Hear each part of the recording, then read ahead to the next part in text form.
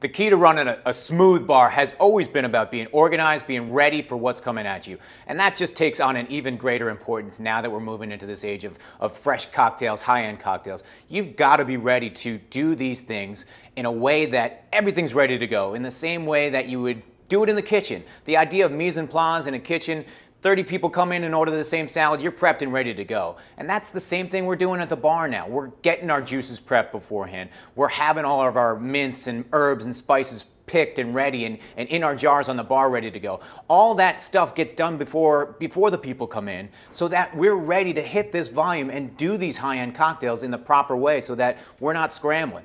The whole idea of the bartender who doesn't like to make the mojito, that comes from the fact that he wasn't prepped to make a mojito. So it becomes a hassle. It becomes a troublesome thing to make that drink, which if you're prepped and ready to go, a mojito is one of the easiest drinks to make, and it's delicious. So the idea of fresh fruits and fresh mixers and things like that, it's actually gotten much easier for us. The puree companies who have always catered to the pastry chefs and done their fresh fruits and things for sorbets and things like that, now they're targeting the bar. They see the opportunity, and we have recognized that opportunity as bartenders to take those flavors that we can do fresh, but let somebody else do the work for us. That's really what it comes back to.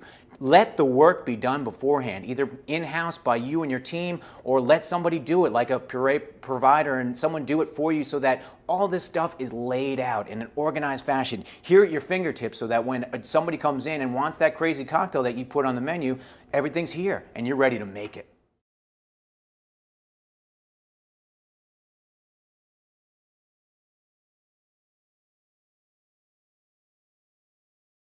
It sounds hard, and we think about, maybe I'll take a few shortcuts. I don't have to do my fresh ingredients here. You know what? Here's the easiest place to bring fresh ingredients. The idea is as simple as batching.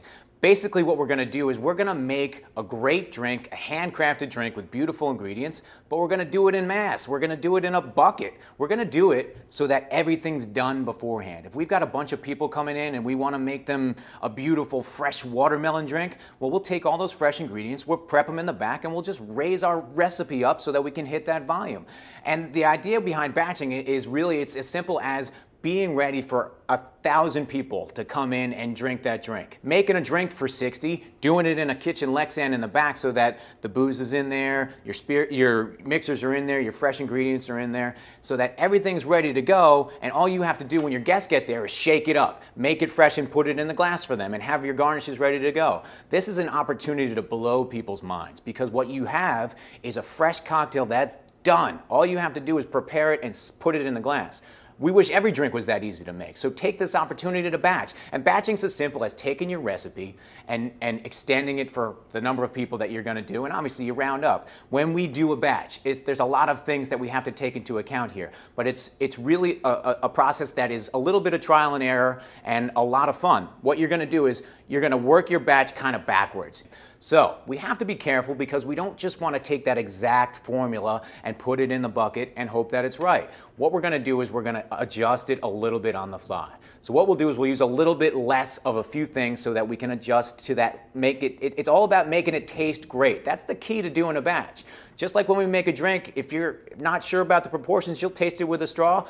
Batching's that to a much higher degree. So what you do is you take all of your ingredients and just use a little bit less of each the first time you make it. And that gives you an ability to say, oh, let me taste this, it's a little sour. Or wait, this one's a little strong, I gotta add a little extra juice. Make sure you've got plenty of everything, and make sure you give yourself that room to tweak it, to make it just so. Because a batch, when it's done right, takes everything and makes it easier.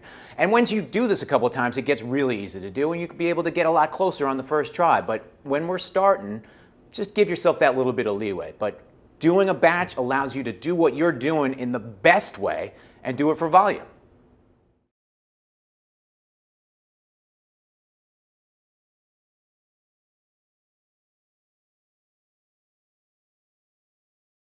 You go out, you have one of the best drinks you've ever had in a bar, and you go back to that same bar the next night, order that same drink from a different bartender, and it's one of the worst drinks that you've ever had. We've all been down that road. It's a little depressing because we don't know what we're going to get all the time, day to day, in a given bar. That is something that we have to address. Consistency is paramount to what we do. Now you think about what goes on in the kitchen. We talk about the kitchen a lot because it's a good model for what we're trying to do back here. Consistency from the food that comes out of the kitchen is key. You can't have a pasta dish coming out tasting one way one day and completely different when you have another line chef making that pasta. It's the same thing that's going on back here. We have to try and find ways to create consistency behind the bar. And there's lots of ways to do it. And a lot of it comes back to what we're doing to prep with our mise en place. Our mixers, say we're using fresh lime juice. Now, we know that limes are going to vary depending on how sweet they are and the season and how that goes. That's not even what I'm talking about. I'm talking about if we're using lime juice in our cocktails and we know that we're going to sweeten it, we have to have a formula in place so that every single time that sweetened lime juice tastes exactly the same. It can't be my opinion of it, another guy's opinion of it, and somebody else's opinion of it who's ever setting up the bar that day. Consistency becomes the key to everything we do. We got to set it up the same, we've got to have the flavors be the same so that no matter what, we're going to make those drinks taste the same way. Recipes are something, they're a guideline to what we do as a concept, but they're really important to what we're trying to produce on a daily basis. We create cocktails to have balance and texture, and that means we create every single ingredient to be a part of that equation, which means that if I'm pouring 1.5 ounces of spirit and another bartender's pouring 2 ounces of spirit, you're getting two totally different drinks. So we just have to focus in on all these little things. They're the things that we almost take for granted behind the bar because we all know our craft and we all do it the way that we know how. And that's fine. Don't take away the individual flair from the bartender. What you do is what makes this great. That's why people come to your bar. But focus in on those things that you can control. Have formulas and recipes for the things that you do so that everybody's doing it the same way. And it doesn't have to be your way or the highway. Get everybody involved in that process. Make sure that everybody's making drinks that they're comfortable with and take everybody's opinion and make that part, but make it consistent no matter what.